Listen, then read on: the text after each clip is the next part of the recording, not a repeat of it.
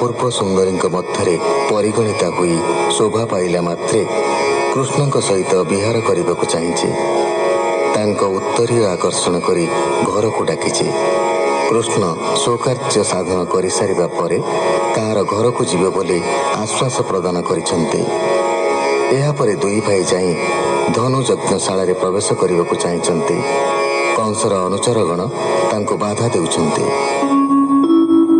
सुक उवाच बोला नृपति भणजा तहणाई अछि राजा।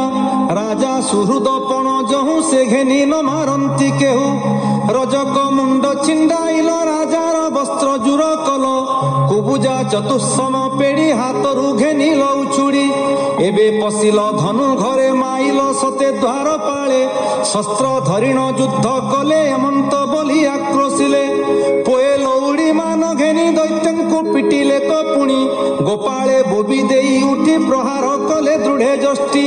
जण जण के 10 20 गोपाल बल नुहे शेष। गोल करिण प्रहारिले असुरे रही न पारिले। त्रास पाइण पळाइले थकाए प्राण हराइले। पशिले राम दामोदर गोप कुमारंक संगर। गोविंद पशि अति खरे धनु धइले बाम करे। इंद्रर धनु प्राय शोभा राम बोइले गुण देवा। धनुरे अछि केते बळ गुण घेनिले नंद बाळ। गोविंद पादे धनु माड़ी हुळे बसाई धनु भिड़ी। तोलिले बाम भुजे हरि गुण टंकारी नाद करी। दक्षिण कर्ण जाए टाणी बल आंचिले चक्र पाणी। धनु होइला बेनी खंड शबद कला पर चंड।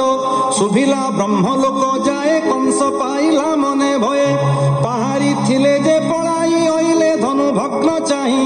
मारंती नाना शस्त्र घेनी चहले कंपई मेदिनी। देखी धाइले हल धरे भाजिला धनु घेनी करे। बुलाई पिटिले कोपरे पहाड़ी गले जमपुरे। राजार जेते बल थिले रामर हस्ते प्राण देले।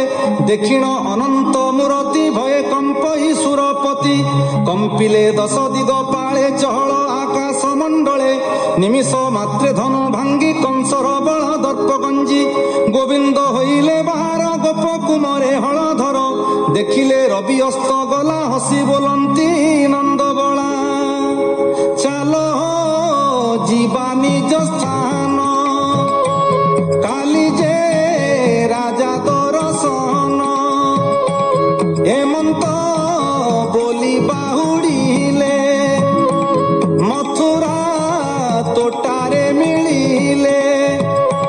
कहंती सुक मुनिवर सुणरा जनर सभर।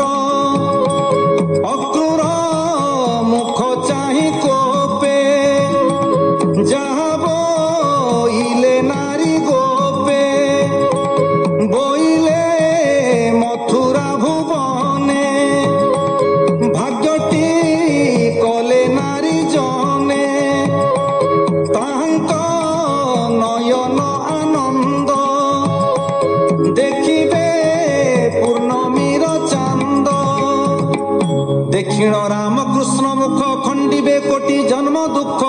से कथा होइला स्वरूप देखिले राम कृष्ण रूप। गोपाळे देखी मधुपुर कहंती नंदर छामुर।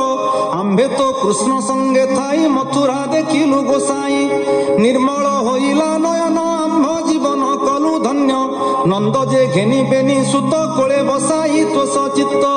चुंबन देले नंद राये पाखे बसिले बेनी पोए। स्नान कराई हरस भुंजंती राम ऋषिकेश।